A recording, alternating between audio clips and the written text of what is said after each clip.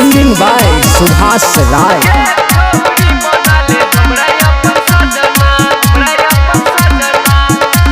हो गे छौरी बनले हमरा अपन सजना, गे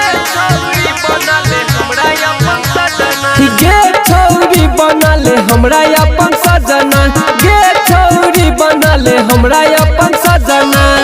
तोरे दलकौ गे माई हमर कंगना, तोरे दलकौ गे माई हमर कंगना। अगे गे छौरी बनले हमरा अपन सजना,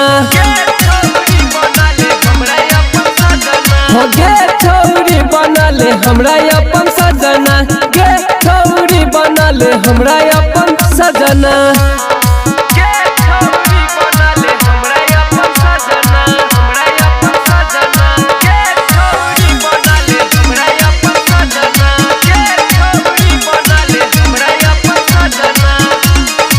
हमरे सकड़ले न शादी गे, खुश हो जते हमर दादी गे,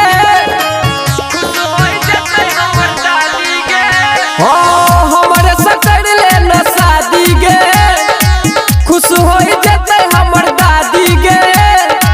काम करे कोनो टेंशन न रहतो, खाना पीना बनाबन कहतो।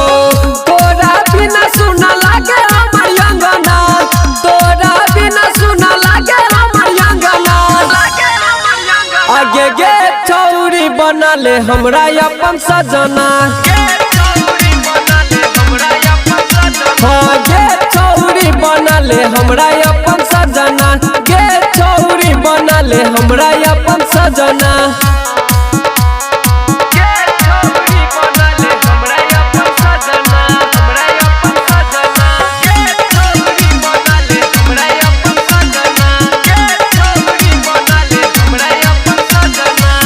बहना जो हमारा बीबी गे, घरे लगाई देबो टीवी गे,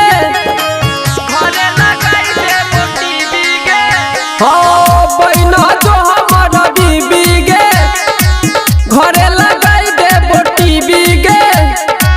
पलंग पर छौरी तू करी है आराम गे, सिंगर सुभाष नहीं कर देतो काम गे।